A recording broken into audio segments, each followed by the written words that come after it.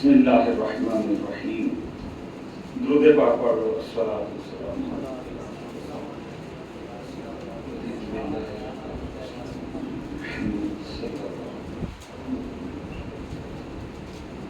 یا رسول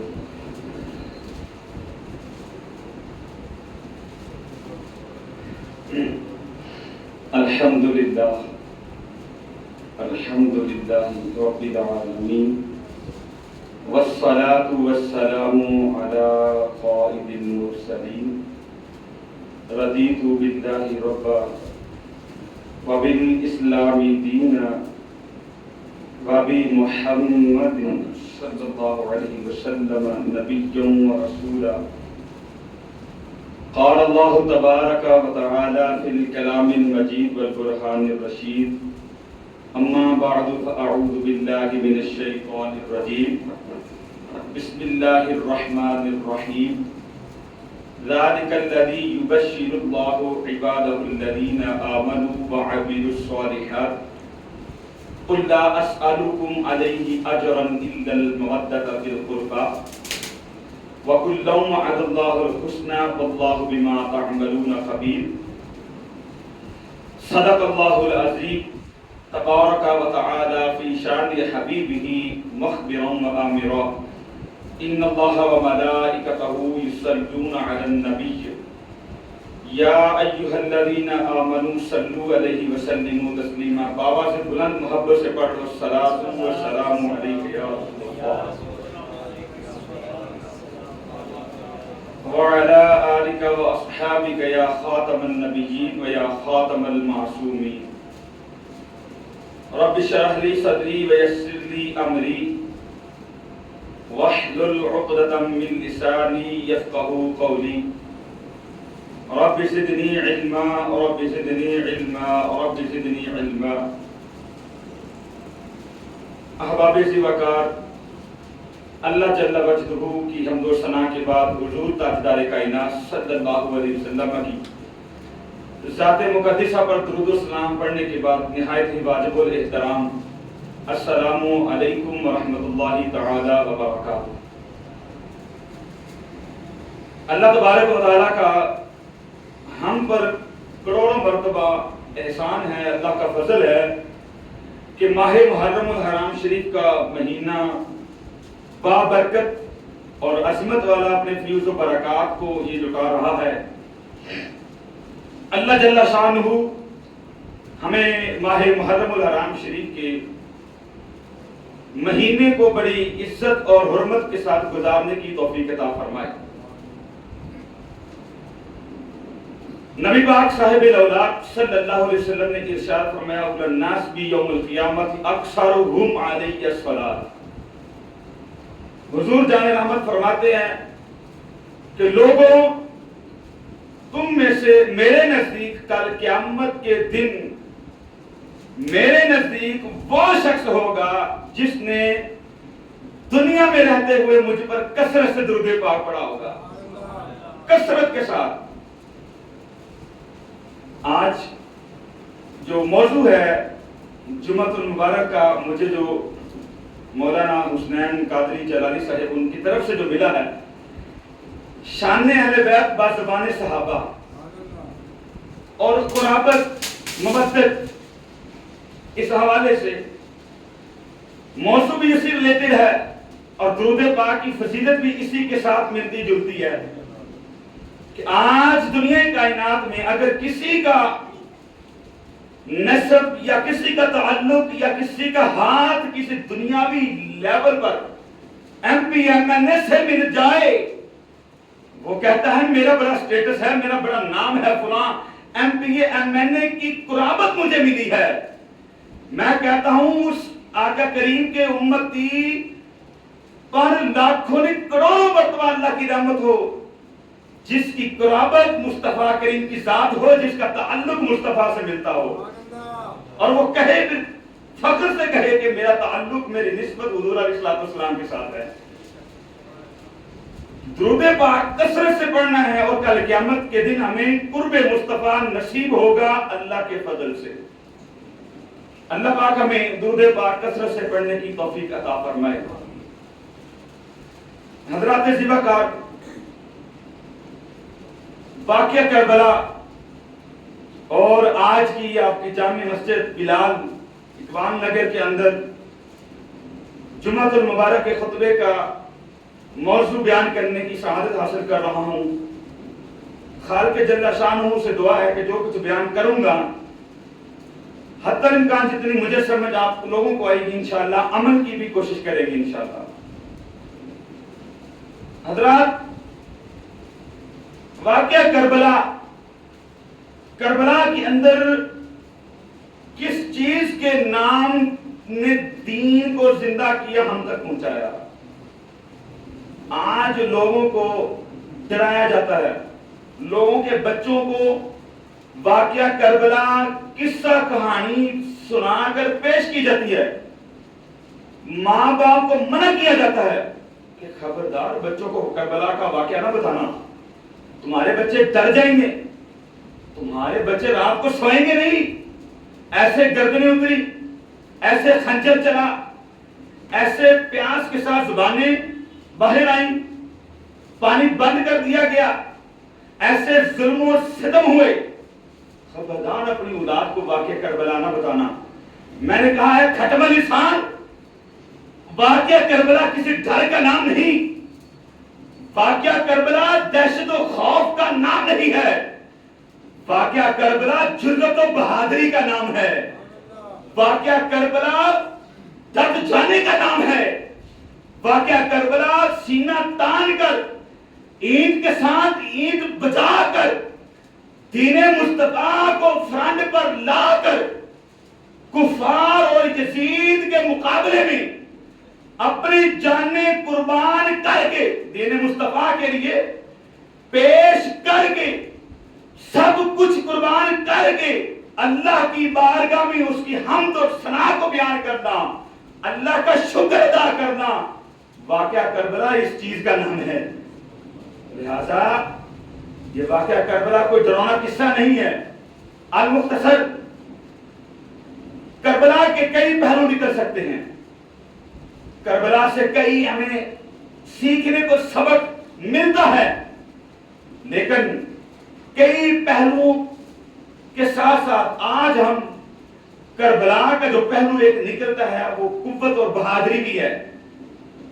کربلا کے پہلوؤں میں سے کربلا کا پہلو جو ہے وہ جرأت والا بھی ہے، وہ بہادری بھی ہے، وہ طاقت بھی ہے، اور کربلا ہی سے حیا کا پیکر بھی ملتا ہے ہمیں، اور کربلا سے غیرت کا پیکر بھی ملتا ہے ہمیں۔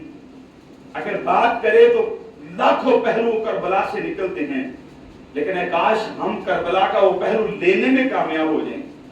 ہم کربلا کا جو پہلو ہے، وہ جو مقصد تھا میرے اور تیرے امام عالی مقام رضی اللہ تعالی عنہ کا، جو مقصد تھا دین کو زندہ کرنا، دین کو لوگوں تک پہنچانا، اللہ کرے وہ ہمیں سمجھ میں آ جائے۔ آج واقعہ کربلا بڑے عجیب و غریب طریقے سے پیش کیا جاتا ہے۔ خطیب ہے وہ بھی سر پھوڑ رہا ہے، سینہ نوچ رہا ہے، آگے سننے والے بھی پیٹ رہے ہیں، دیواروں میں اچک اچک کر لگ رہے ہیں۔ میں نے کہا واقعہ کربلا ذکر حسین ہائے ہائے کا نام نہیں، واہ حسین کا نام کربلا ہے۔ اگر سمجھ میں آ جائے تو منہ میں سبحان اللہ بنتی ہے کہ ہائے حسین کا نام یہ کربلا نہیں ہے، بلکہ واہ حسین کا نام کربلا ہے۔ اور جب بھی ذکر کیا جائے مصطفیٰ جان رحمت کے کسی خاندان کا ہو، امام عالی مقام کا ہو، چاہے وہ کسی نبی کا ہو، چاہے وہ کسی صحابی کا ہو، چاہے وہ کسی تابعی کا ہو، چاہے وہ کسی ولی کا ہو، چاہے وہ کسی شہید کا ہو، حافظ کا ہو، قاری کا ہو، دین کے ساتھ نسبت رکھنے والے کا جب بھی ذکر کریں گے تو رو کر نہیں کریں گے، سینہ تان کے کریں گے۔ یہی سنت مصطفیٰ ہے، یہی سنت صحابہ ہے، یہی سنت اولیاء اللہ ہے۔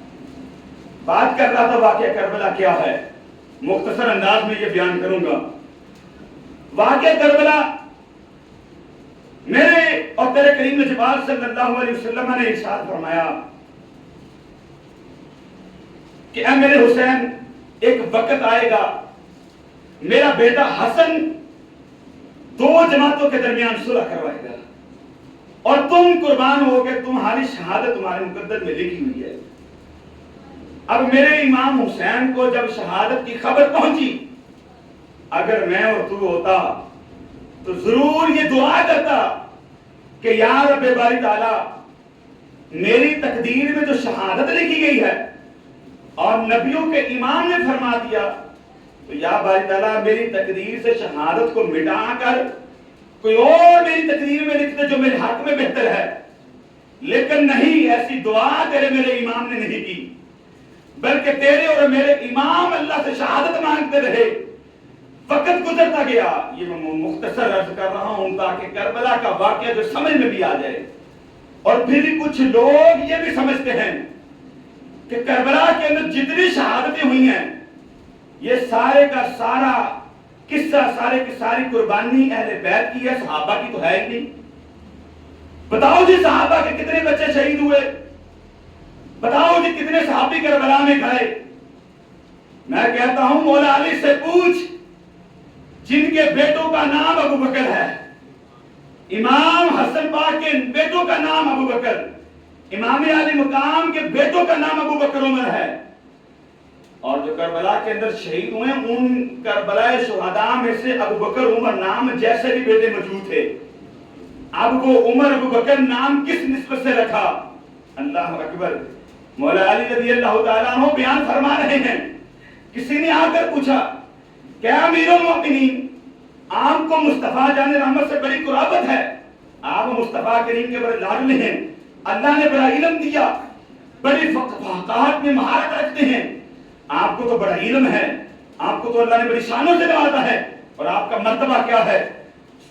سنو مولا علی رضی اللہ تعالیٰ عنہ کا فرمان۔ مولا علی فرماتے ہیں رضی اللہ تعالیٰ عنہ فرماتے ہیں کہ اے لوگوں، کائنات کے اندر مصطفیٰ کریم جان رحمت کے بعد اگرچہ مجھے اللہ نے بڑا علم دیا، لیکن تمام نبی اور رسولوں کے بعد پوری کائنات میں جس کا سب سے زیادہ بڑا رتبہ مقام ہے وہ جناب ابو بکر صدیق کا ہے۔ وہ ہمارے امام بھی ہیں، ہمارے رہبر بھی ہیں، ہمارے خلیفہ بھی ہیں۔ اور کئی متعدد روایات میں لکھا کہ جب صدیق اکبر کو مصطفیٰ جان رحمت کے بعد خلیفہ مقرر کیا گیا تو سب صحابہ دیکھ رہے تھے، لوگ دیکھ رہے تھے کہ مولا علی کو خلیفہ مقرر کیا جائے گا۔ تیرے اور میرے مولا نے اپنا ہاتھ پکڑ کر صدیق اکبر کا بلند فرما دیا، اے لوگوں یہ آپ کے بھی امام ہیں، میرے بھی امام ہیں۔ تو کہا یہ بھی ایک شبہ ذہن میں لایا جاتا ہے کہ کربلا کے اندر صحابہ کی قربانی نہیں ہے۔ میں نے کہا صحابہ کی بھی قربانی ہے، اہل بیت کی بھی قربانی ہے، اور واقعہ کربلا کیا ہے؟ یہ جرت، بہادری، غیرت کا نام ہے۔ اللہ کرے ہماری غیرت جاگ اٹھے اور ہمیں اسلام کا پردہ سمجھ میں آ جائے اور ہم اسلام کے طریقے پر چلنا شروع کر دیں، اپنے گھروں کے اندر بھی اسلام کا نظام لانا شروع کر دیں۔ ہم بہت پیچھے جا چکے ہیں۔ المختصر، کربلا شریف جب امام علی مقام رضی اللہ تعالیٰ عنہ آپ حضرت مسلم بن عقیل رضی اللہ تعالیٰ عنہ کو کوفے بھیجا اور کہا جی کوفی آپ کو بلا رہے ہیں، آپ کا بڑا شدت سے انتظار کر رہے ہیں۔ کوفی مولا علی سے بڑا پیار کرتے تھے، بڑی محبت کرتے تھے۔ مسلم بن عقیل رضی اللہ تعالیٰ عنہ گئے، جا کر دیکھا لوگ جمع ہو گئے، آخرکار لوگوں نے بیعت کر لی۔ یہ میں اختصار کے ساتھ ذکر کر رہا ہوں، موضوع چونکہ کچھ اور ہے، لیکن سمجھانا یہ چاہ رہا ہوں کہ جتنی محبت صحابہ کی اہل بیت سے ہے، رب کعبہ کی قسم اتنی محبت آپ کی اور میری بھی نہیں ہو سکتی جتنی محبت صحابہ حضور علیہ السلام کے گھرانے کے ساتھ کرتے ہیں۔ جب مسلم بن عقیل رضی اللہ تعالیٰ عنہ نے خط بھیجا امام علی مقام کو کہ آپ تشریف لے آئیں، کوفہ والے تو بڑا شدت کے ساتھ انتظار کر رہے ہیں۔ آپ گئے اور جب راستے میں پہنچے تو پتہ چلا مسلم بن عقیل رضی اللہ تعالیٰ عنہ کو بھی شہید کر دیا گیا۔ اور جب امام علی مقام پھر آگے روانہ ہوئے تو یزید پلید اس نے اپنے بھیجا کارکن کو، اور اس نے اپنے نمائندے کو بھیجا، باشندے کو بھیجا، جاؤ بھائی امام حسین کو کہو کہ دو ہی کام ہو سکتے ہیں، یا مجھے خلافت دی جائے یا میرے ہاتھ پر بیعت کی جائے۔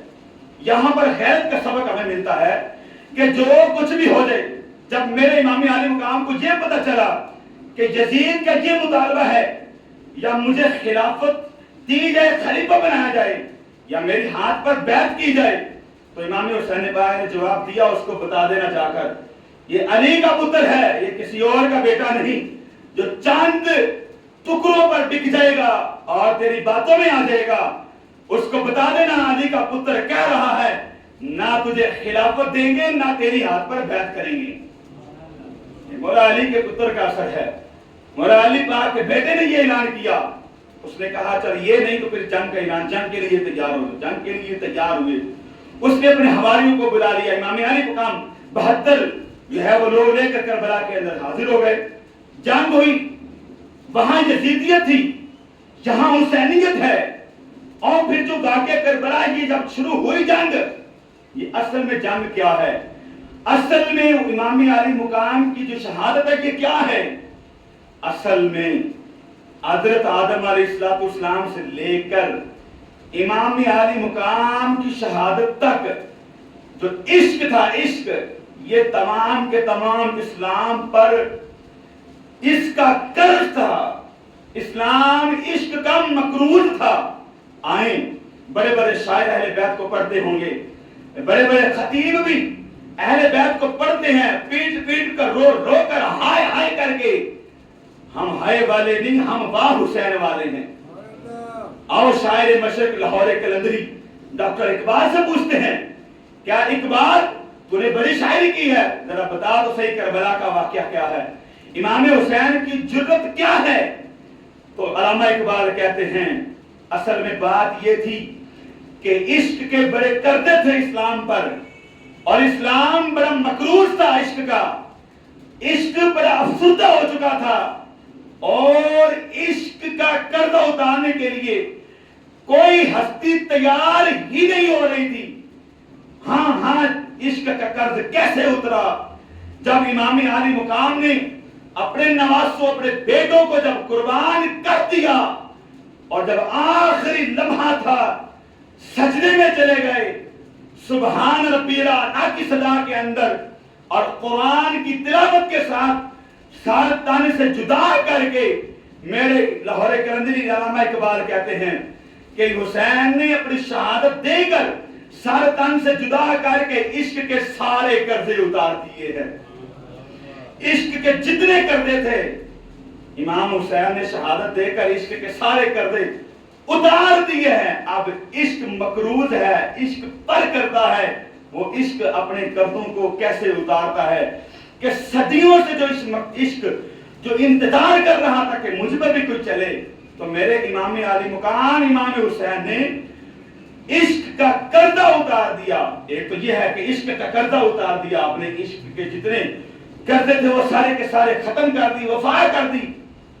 آیا کہ میں اور آپ دیکھیں ہم کتنے کو سجدے کرتے ہیں اور کتنی کی قرآن کی تلاوت کرتے ہیں۔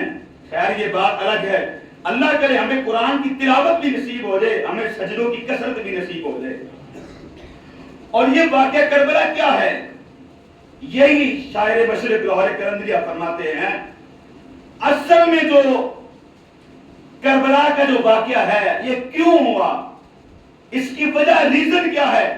اچھا حضور علیہ السلام نے پھر یہ پہلے خبر کیوں دی ہے کہ کربلا کا میدان لگے گا، میرا نواسا میرا بیٹا شہید ہوگا، گردن سے چوما؟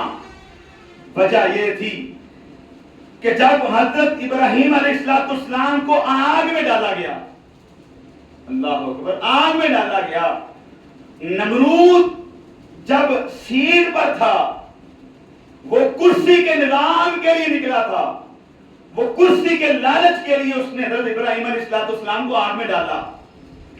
اور جب حضرت جبرائیل آئے اور آ کر کہا یا خلیل اللہ، اللہ کے خلیل ہے ابراہیم، مجھے بتاؤ آپ کی مدد کی جائے، تو ابراہیم علیہ السلام نے فرمایا نہیں، میں اللہ سے ہی مدد لوں گا۔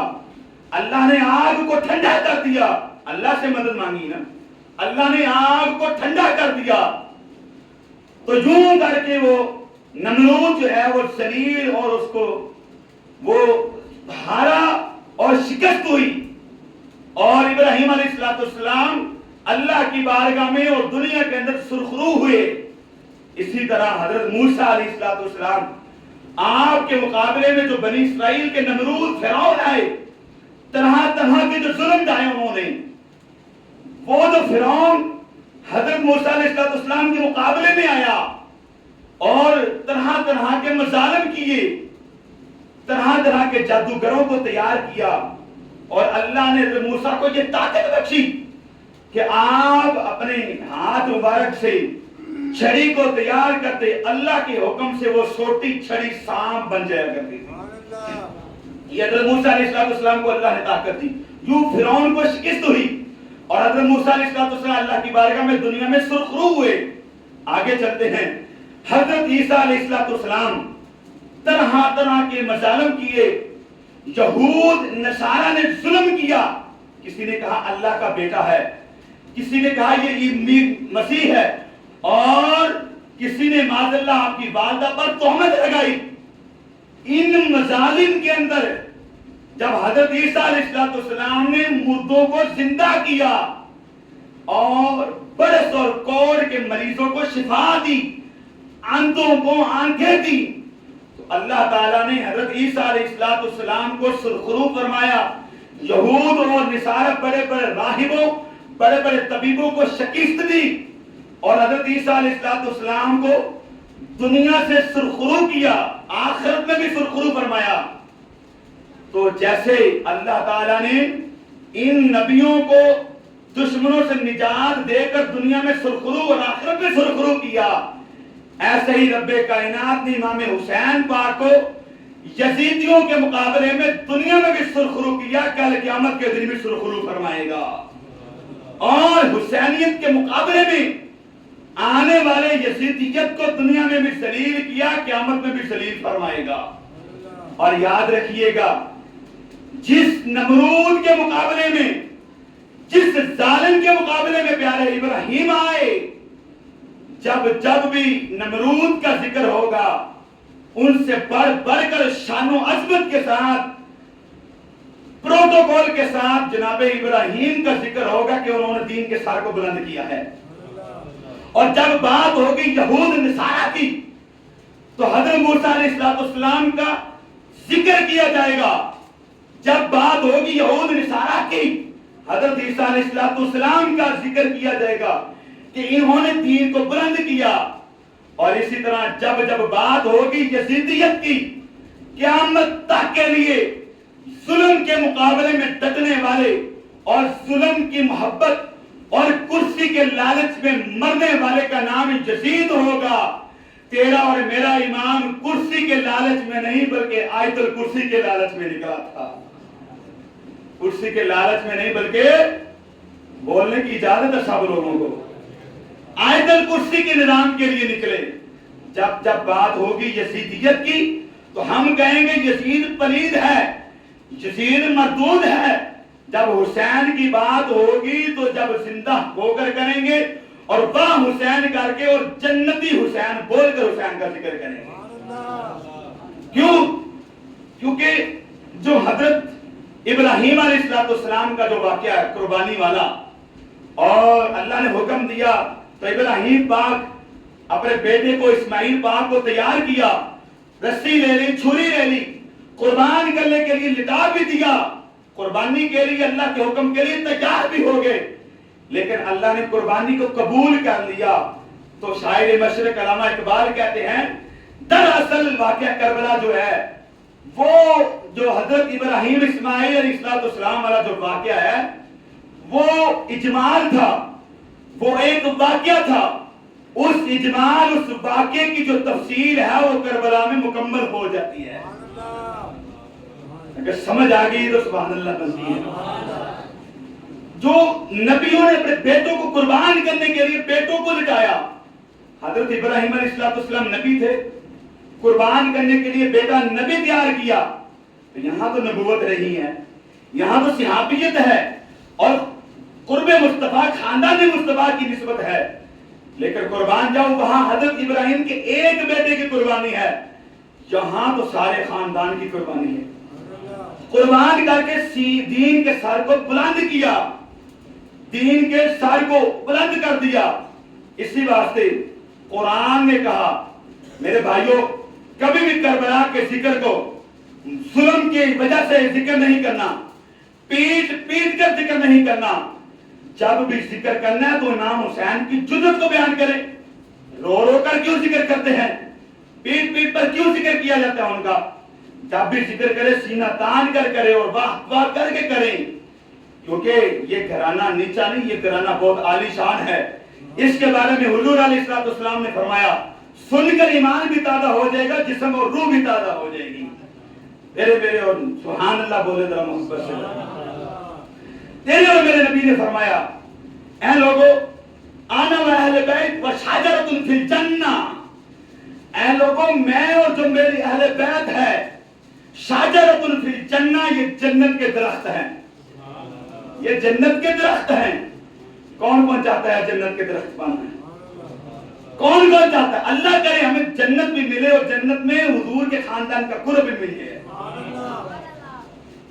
حضور نے فرمایا آنا اہل بیت شجرۃ فی الجنہ، فرمایا اے لوگو میں اور میری اہل بیت یہ جنت کے درخت ہیں، اور فرمایا اغصانھا فی الدنیا، اے لوگو میری اہل بیت کا جو درخت جنت کے اندر ہے، میں اور میری اہل بیت کا درخت اغصانھا فی الدنیا، اس کی جو ٹہنیاں ہیں یہ دنیا کے اندر زمین پر ہیں، یہ دنیا میں ہے اس کی ٹہنیاں۔ آگے آقا علیہ السلام نے فرمایا فمن شاء اتخذ الی ربہ سبیلا، حضور نے فرمایا کوئی ان درختوں کے نیچے بیٹھنا چاہتا ہے، درخت کو پھل لگتا ہے نا، پھل لگتا ہے درخت کو، حضور نے فرمایا اگر کوئی ان درختوں کا پھل کھانا چاہتا ہے، ان درختوں کے نیچے بیٹھنا چاہتا ہے، اغصانھا فی الدنیا، تو کوئی مسئلہ نہیں، اس کی ٹہنیاں زمین پر ہے۔ اور فرمایا فمن شاء اتخذ الی ربہ سبیلا، جو اللہ کے راستے پر پہنچنا چاہتا ہے، جو رب تک پہنچنا چاہتا ہے، وہ اہل بیت کی ٹہنیوں کو پکڑ لے، وہ رب تک بھی پہنچ جائے گا۔ وہ اہل بیت کی وقار ہے، وہ اہل بیت کی ٹہنیوں کو پکڑ لے، وہ رب تک بھی پہنچ جائے گا۔ آج کچھ لوگ ڈائریکٹ رب تک پہنچنا چاہتے ہیں، ڈائریکٹ رب تک جانا چاہتے ہیں، بڑا تعلق ہے یار، بڑا رابطہ مضبوط ہے، فون نمبر بڑا مضبوط ہے کہ رب تک ڈائریکٹ ہی پہنچ گئے ہیں۔ تو حضور کیا فرما رہے ہیں؟ اگر رب تک پہنچنا ہے تو میری اہل بیت کے درخت کی ٹہنیوں کو پکڑ لو، تم رب تک پہنچ جاؤ گے، تم رب تک پہنچ جاؤ گے۔ اور یہ قرآن نے بھی کہا ہے سورۃ الشورى اور پارہ نمبر 25 آیت نمبر 24 کے اندر اللہ پاک نے ارشاد فرمایا ذالک الذی یبشر اللہ۔ اچھا یہ آیت کا حصہ قل لا اسألکم علیہ اجرا الا المودۃ فی القربى، مفہوم بیان کرنا ہو ترجمہ اس کا کہ اے محبوب آپ ان لوگوں کو فرما دیجئے کہ جو میرے محبوب کے اہل بیت کی قرابت و محبت اور جو نیک کام کرے ہم اس کے لیے اس میں اور خوبی بڑھائیں، بے شک اللہ پاک بے شک بخشنے والا قدرت فرمانے والا ہے۔ اب فی المودہ قل لا اسألکم علیہ اجرا الا المودۃ فی القربى، یہ اس آیت مبارکہ میں مودت اور قرابت کی بات ہوئی ہے۔ ہم نے اہل بیت کی قرابت کو بھی حاصل کرنا ہے، اہل بیت کی مودت کو بھی لینا ہے۔ اب مودت ایک کیا چیز ہوتی ہے؟ مودت ہوتی ہے کہ جس کے بغیر رہنا ناممکن ہو، مشکل ہو جس کے بغیر رہنا۔ اب اہل بیت کے گھرانے سے لوگوں محبت بھی کرنی ہے، مودت بھی کرنی ہے۔ اب مودت جس طرح مچھلی ہے، اس کو پانی سے نکال دو تڑپتی ہے، وہ پانی کے بغیر نہیں رہ سکتی۔ اے بندے تیرے دل کے اندر بھی اہل بیت کی محبت ایسے ہی ہونی چاہیے کہ مچھلی کی مثال کی طرح جب ذکر اہل بیت کیا جائے ایمان بھی تازہ ہو، روح بھی تازہ ہو جائے۔ اور اللہ نے یہ فرمایا کہ جس کے دل میں مودت اور محبت قرابت میرے مصطفیٰ کریم کے اہل بیت کی آ جائے گی، اللہ نے فرمایا ذالک الذی یبشر اللہ، جو اہل بیت سے محبت بھی کرے، اہل بیت کی قرابت کو حاصل بھی کرے، میرے اللہ نے فرمایا تمہیں خوشخبری ہے کہ تمہارے دل میں میرے محبوب کی آل کی محبت بھی آگئی، قرابت بھی آگئی۔ اب کچھ لوگ اسی بات کو لے کر، میں نے عرض کر دیا واقعہ کربلا کیا ہے اور یہ شہادت اصل میں کیا ہے۔ کچھ لوگ کہتے ہیں کہ صحابہ کی کیا قربانی ہے اور صحابہ کی کوئی محبت نہیں ہے، اور معاذ اللہ آخری یہ دو اعتراض اور بیان ختم۔ کچھ لوگ کہتے ہیں کہ حضرت امیر معاویہ رضی اللہ تعالیٰ عنہ یہ یزید ان کا بیٹا تھا، تو معاذ اللہ میرے معاویہ غلط ہیں، آپ اس کے بیٹے نے غلط کیا. تو میں نے کہا ایسا استدلال کرنا درست نہیں ہے. اگر یہی بات ہے کہ حضرت امیر معاویہ ان کے بیٹے نے غلط کام کیا، نواسہ رسول پر ظلم و ستم کیے، تو پھر میں ایک دو مثالیں دوں گا کہ حضرت آدم علیہ السلام کے بیٹوں نے جو آپس میں قتل کیے تھے، تو پھر معاذ اللہ آدم علیہ السلام کے بارے میں کیا خیال ہے. اور حضرت نوح علیہ السلام کے بیٹے نے کشتی میں بیٹھنے سے انکار کیا اور آپ کی نافرمانی کی، تو حضرت نوح علیہ السلام کے بارے میں کیا خیال ہے. بیٹے کی وجہ سے باپ کو برا بلا نہیں کہا جا سکتا. اگر میرا بیٹا بھی ہو، دو بیٹے ہوں، ایک اچھا ہو ایک برا ہو، اب برا جو بیٹا ہو اس کی وجہ سے کوئی باپ کو برا کہے تو یہ عقل نہیں مانتی. بیٹا جیسا بھی تھا، اس کے جیسے بھی کردار تھے، جیسے بھی اس کے کریکٹر تھا، لیکن حضرت امیر معاویہ کو کوئی تعلق نہیں اس کے ساتھ. حضرت امیر معاویہ رضی اللہ تعالی عنہ یہ صحابی ہیں، کاتب وحی ہیں.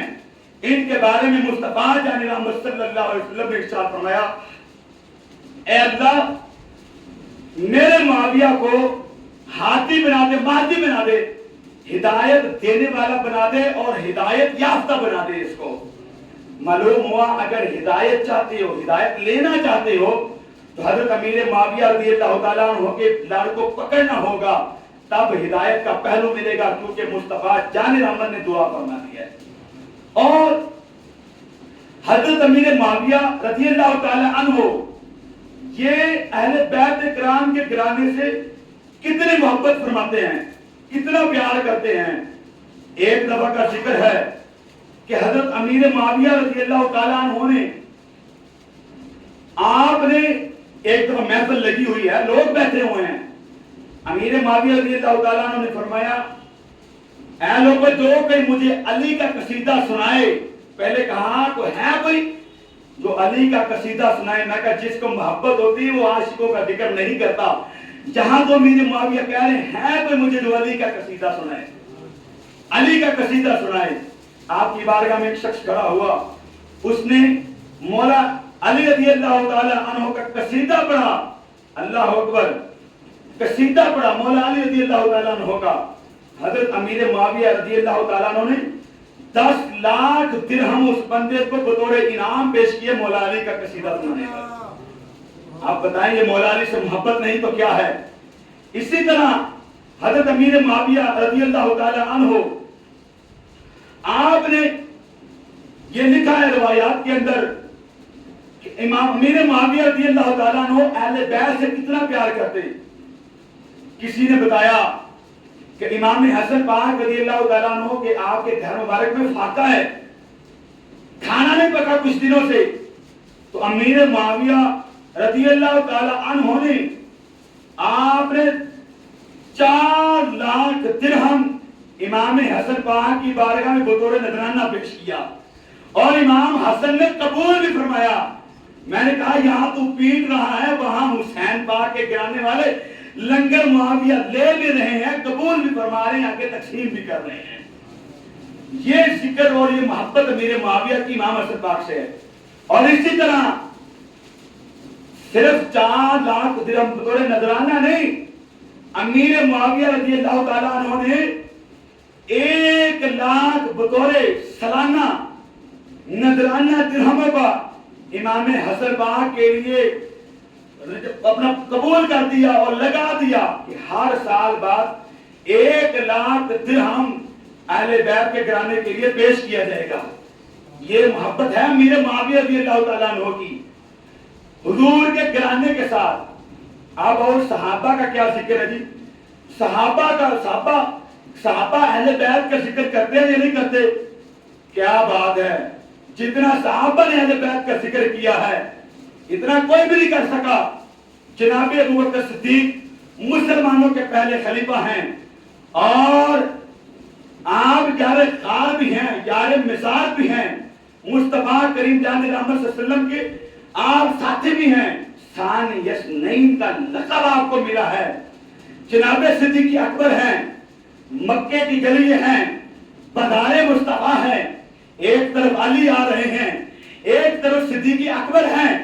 آج کا ملا کہتا ہے کہ بتاؤ صحابہ نے تو اہل بیت کا ذکر نہیں کیا، اور صحابی تو معاذ اللہ اہل بیت سے بڑی دشمنی کرتے تھے.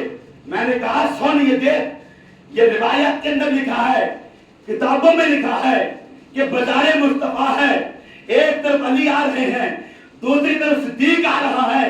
علی صدیق کو دیکھ کر مسکرا رہے ہیں، صدیق علی کو دیکھ کر مسکرا رہے ہیں. اللہ اکبر.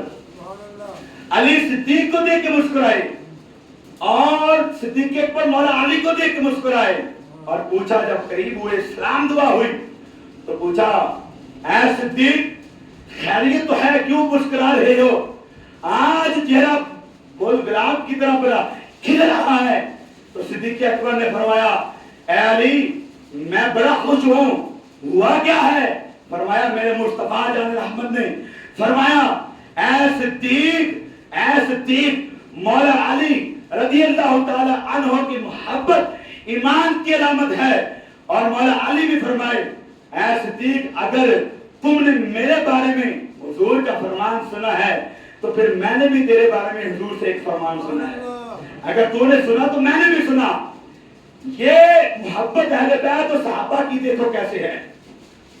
کبھی بھی صحابہ اور اہل بیت کے اندر معاذ اللہ خلاف بولنے والوں کے پاس نہ بیٹھنا، کبھی اپنا عقیدہ خراب نہ کرنا.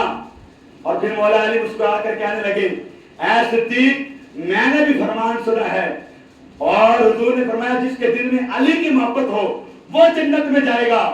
مولا علی نے فرمایا اے صدیق اگر تو نے فرمان سنا ہے تو میں نے بھی اپنے آقا کا فرمان سنا. اے علی بتاؤ تو صحیح کیسا فرمان سنا؟ سنو. ہائے ہائے ہائے اللہ اکبر. میرے علی نے فرمایا اے صدیق میرے مصطفیٰ نے فرمایا اے علی کل قیامت کے دن پل صراط کے اوپر تو کھڑا ہوگا، جس کے دل میں ابو بکر کی محبت ہوگی اسی کو جنت کا ٹکٹ ملے گا. جس کے دل میں ابو بکر کی محبت ہوگی اسی کو جنت کا ٹکٹ ملے گا. اور جناب صدیق اکبر رضی اللہ تعالیٰ عنہ آپ کیا فرماتے ہیں؟ آپ فرماتے ہیں والذی نفسی بیدہ لقرابۃ رسول اللہ صلی اللہ علیہ وسلم احب الی من اسی من قرابتی. اے لوگو مجھے حضور کے گھرانے سے اتنا پیار ہے، اتنی محبت ہے، اتنی مودت ہے، اتنا عشق ہے، اتنا عشق مجھے اپنے گھرانے سے نہیں ہے، اپنے رشتہ داروں سے اتنا سلوک کرنے سے اتنا پیار نہیں آتا جتنی محبت حضور کے گھرانے کے ساتھ کرنے میں مزہ آتا ہے. یہ صدیق فرما رہے ہیں، یہ صدیق اکبر کا قول ہے. اور میرے مصطفیٰ نے فرمایا کہ ان رسول اللہ صلی اللہ علیہ وسلم قال لعلی فاطمہ والحسن والحسین انا حاربتم لمن حاربتم وسلم لمن سالمتم. حضور علیہ السلام نے فرمایا اے لوگو علی فاطمہ اور حسن جس نے ان سے پیار کیا، ان سے محبت کی، اس نے میری وجہ سے ان سے محبت کی ہے. اور جس نے ان سے دشمنی کی اس نے میری دشمنی کی وجہ سے ان سے دشمنی کی ہے. اور جس نے مجھ سے دشمنی کی، مجھے تکلیف دی، اس نے اللہ کو تکلیف دی ہے. میرے بھائیوں اہل بیت ہو، صحابہ ہو، کوئی بھی ہو، کسی کا ذکر جب کرنا ہے تو اچھے لفظوں میں کرنا ہے اور احسن انداز میں کرنا ہے. آخری حدیث پاک آقا علیہ السلام نے فرمایا یہ آپ اور میرے لیے سبق ہے، اور یہ میں سبق آپ کو بطور امانت قیامت تک کے لیے دے کے جا رہا ہوں کہ جو کچھ مرضی ہو جائے، غریب ہو، امیر ہو، چھوٹا ہو، شہنشاہ ہو. بخاری شریف کے حدیث پاک، مسلم ترمذی کے اندر بھی یہ لکھا ہے. آقا علیہ السلام نے یہ فرما دیا اور حضور نے یہ علامت بھی ارشاد فرما دیا ہے. حضور نے فرمایا کہ اذا رأیتم الذین یسبون عن اصحابی فقولوا لعنت اللہ علی شرکم. حضور علیہ السلام نے فرمایا قیامت تک تم جب دیکھو اذا رأیتم الذین یسبون عن اصحابی، جب تم دیکھو کوئی بندہ میرے صحابہ کے بارے میں بک بک کر رہا ہے. آج ہم کیسے عمر پاک کی گستاخی کو سن سکیں؟ ابو بکر کی گستاخی کو کیسے برداشت کریں؟ صحابہ اہل بیت کی بے ادبی کو کیسے برداشت کریں؟ میرے بھائیوں، نہیں سننا، نہیں ان کی مجالس میں جانا، نہیں ان کے پاس بیٹھنا۔ حضور نے فرمایا اگر کوئی میرے صحابہ میری اہل بیت کے بارے میں کہے تو فرمایا فَقُولُوا لَعْنَةُ اللَّهِ عَلَىٰ شَرِّكُمْ، ان کے اوپر لعنت کرو اور کہو کہ تمہارے شر پر اللہ کی لعنت ہو۔ پھر کرنا کیا ہے؟ حضور نے فرمایا جب بھی تم لوگوں نے میرے صحابہ کا ذکر کرنا ہے، اچھی زبانوں کے ساتھ کرنا، پاکیزہ خیالات کے ساتھ کرنا ہے۔ کیوں پاکیزہ خیالات کے ساتھ کیوں کرنا ہے؟ کیونکہ اللہ نے قرآن پاک میں کہا وَكُلًّا وَعَدَ اللَّهُ الْحُسْنَىٰ، اے لوگوں میرے نبی کے جتنے صحابہ ہیں سارے کے سارے جنتی ہیں، سارے کے سارے جنتی ہیں۔ وَاللَّهُ بِمَا تَعْمَلُونَ خَبِيرٌ، اور جو کچھ ان کے معاملات تھے اللہ نے ان کو پہلے ہی جان لیا۔ آج کچھ لوگ کہتے ہیں کہ جی صحابہ نے یہ آپس میں کر دیا، مولا علی پر حق تھے، وہ حق پر نہیں تھے۔ تو میں نے کہا اپنی بک بک بند کر، اپنے استدلال اپنے اجتہاد کو اپنے پاس رکھ۔ اللہ نے قرآن میں کہا کہ جو میرے صحابہ نے کرنا تھا، جو صحابہ کے معاملات ہونے تھے اللہ نے انہیں پہلے ہی جان لیا۔ اللہ تو سارا کچھ علم رکھتا ہے، اللہ کے علم میں تو سارا کچھ ہے۔ اللہ کو پتا تھا کہ میں نے تو نے کیا کرنا، میرے مقدر میں کیا لکھا۔ الغرض اللہ کو ہر چیز کا علم ہے، اور صحابہ نے جو آپس میں جو کرنا تھا اللہ کو اس چیز کا علم تھا۔ جب اللہ کو اس چیز کا علم تھا پھر صحابہ نے ایسے کیوں کیا؟ اور اللہ نے آگے کیا کیا؟ اللہ نے کہا واللہ بما تعملون خبیر، میں جانتا ہوں میرے صحابہ نے جو کچھ کرنا تھا۔ مولا علی رضی اللہ تعالیٰ عنہ فرماتے ہیں اے لوگوں میرے امیر معاویہ کے بارے میں بک بک نہ کرنا۔ کیوں کہ مولا علی نے فرمایا جو میرے لشکر سے قتل ہوئے اے لوگوں وہ بھی جنتی ہے، جو امیر معاویہ کے لشکر سے قتل ہوئے وہ بھی جنتی ہے۔ مولا علی نے فرمایا معاویہ میرا بھائی ہے، میں معاویہ کا بھائی ہوں۔ یہ اصل بات ہے، اور اللہ نے کہا میں نے پہلے سے ہی جان لیا جو کچھ صحابہ نے کرنا ہے، اور اللہ نے کہا مجھے پتا ہے جو کچھ صحابہ نے کرنا ہے۔ سارا کچھ ہونے کے بعد اللہ نے اس لیے قرآن میں ڈگری دے دی ہے۔ اللہ نے فرمایا رضی اللہ عنہم ورضوا عنہ، زیادہ بک بک نہ کرو، ادھر ادھر نہ جاؤ۔ جو میرے صحابہ نے کرنا تھا مجھے پتا تھا، بس وہ مجھ سے راضی ہیں، میں ان سے راضی ہوں۔ صحابہ اللہ سے راضی، اللہ صحابہ سے راضی، وہ جنتی۔ تو اور میں کیوں سوچے، کیوں پریشان ہو؟ جب تک زندہ رہنا ہے حق قول و زبان سے رہنا ہے۔ جس چیز کی آج ضرورت ہے وہ سنی کی بیداری ہے۔ گر جاگ گیا یہ سنی پھر ہر طاقت میں یہ باری ہے۔ ہر کوئی اپنے مسلک سے وابستہ رہ کے چلتا ہے، ہر کوئی اپنے مسلک سے وابستہ رہ کے چلتا ہے۔ کیوں سنی اپنے مسلک کے اظہار سے اب تک آ رہی ہے؟ مت ڈرنا ان بدخواہوں سے، مت ڈرنا ان بدبختوں سے، مت ڈرنا، آپ کے لیے بھی یہ سبق ہے، مت ڈرنا ان بدبختوں سے، مت ڈرنا ان تنگ راہوں سے۔ جب ساتھ ہے طیبہ کے والی پھر آگے کیا دشواری ہے؟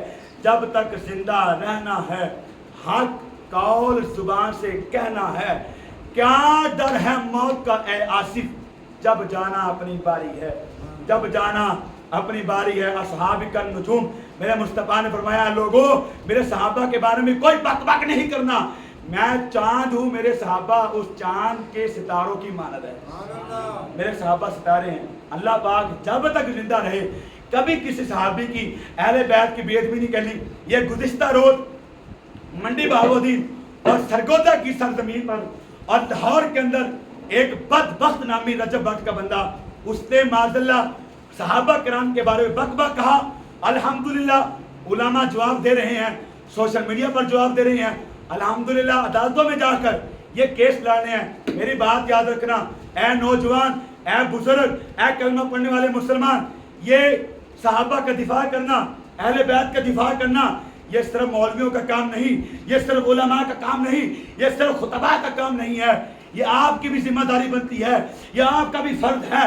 آپ پر قرضہ ہے کربلا کا، اور یہ قرضہ کیسے ادا ہوگا؟ اپنے علماء کے ساتھ کھڑے ہو جائیں، اپنے مدارس کے ساتھ جڑ جائیں، اور یہ جو دینی مدارس ہے آؤ ہم سے ملو۔ لوگ کہتے ہیں جی علماء فرقہ واریت کرتے ہیں، لوگ کہتے ہیں جی علماء سے نہیں ملنا چاہیے۔ میں کہتا ہوں जो कहता है कि उलमा फिरका वारियत करता है, उससे मुझे मिलाओ, मेरे साथ बिठाओ, हम आपको बताएंगे उलमा फिरका वारियत नहीं करते, उलमा दीन मुस्तफा को आप तक पहुंचाते हैं, उलमा सीधा रास्ता दिखाते हैं। मेरे नबी ने फरमाया उलमा दीन के वारिस हैं। ऐ लोगों, आलम दीन की तौहीन ना करना, इल्म की वजह से किसी आलम दीन को गाली ना देना। ये बुखारी की हदीस पाक है। जो बंदा आलम दीन को उसके इल्म की वजह से उसकी तौहीन करेगा वो काफिर है, वो दायरे इस्लाम से खारिज है। मेरे भाइयों, 24 घंटों में से कम एक आयत सीखना यह आपका हक बनता है, कम एक हदीस सीखना यह आपका हक बनता है, कम एक आयत का तर्जमा सीखना आपका हक बनता है। आपके मस्जिद के इमाम साजिद साहिब, मौलाना जमशेद साहिब, सरफराज साहिब, मौलाना हुसैन मदनी साहिब, ये उलमा आपके पास हैं। इकबाल नगर की सरजमीन से अल्हम्दुलिल्लाह हमें खुशबू दीन की आती है और दीन के काम की खुशबू आती है। इंशाअल्लाह बशर्ते जिंदगी रहेगी, ये वक्त दूर नहीं है। इकबाल नगर के अंदर इंशाअल्लाह इस्लाम के कले और मदारिस कायम होंगे इंशाअल्लाह। ना बोलो इंशाअल्लाह, मैं याद करना ही करना, वो ऊंचा बोलो इंशाअल्लाह। बने हर जगह मुस्तफा करीम का चर्चा होगा, ना रुके हैं ना रुकेंगे, क़यामत तक दीन का चर्चा होता रहेगा। बतला दो गुस्ताख नबी को, गैरत सुन्नी जिंदा है, दीन पर मन मिटने का जज्बा कल भी था और आज भी है। अल्लाह पाक हम जब तक सलामत रहे, आपके मदरसे में, आपके इलाके में ये मदरसा ओपन हुआ, बच्चों को कुरान पढ़ाया जा रहा है, ज़रूर अपने बच्चों को दाखिल कराएं, सहाबा की मोहब्बत सिखाएं, अहले बैत की मोहब्बत सिखाएं। अल्लाह ना करे आपके बेटे, आपकी औलाद आप दुनिया से चले जाएं और आपकी औलाद किसी अहले बैत के फराने फर्द की गुस्ताख हो जाए, बेअदब हो जाए, किसी सहाबी को बक करने वाले हो जाएं या उनको सुनने वाले हो जाएं, उनके पास जाकर बदमज़हब बन जाए, तो खुदा की कसम कब्र नापाक हो जाएगी और कब्र में अजाब होगा, अल्लाह नाराज़ होगा। इस वास्ते घर में से एक बच्चा कम अज कम दीन इस्लाम के लिए वक़्फ़ करे, नियत करें कि हम एक न एक बेटे को हाफिज़ भी बनाएंगे, आलिम भी बनाएंगे, नमाजों की पाबंदी भी करेंगे, कुरान की तिलावत भी करेंगे। जब तक जिंदा रहेंगे हुजूर और हुजूर के साथ निस्बत रखने वाली चीज़, हर ताल्लुक का अदब भी करेंगे, एहतराम भी करेंगे। इस दुनिया से मुसलमान होके जाएंगे, इन्हें जाना इन्हें माना, ना रखा गया से काम, लिल्लाहिल हम्दु, दुनिया से मुसलमान गया। अल्लाह पाक हमें अमल की तौफीक अता फरमाए। वाखिरु दावाना अनिल हम्दुलिल्लाहि रब्बिल आलमीन। सुनते रहो।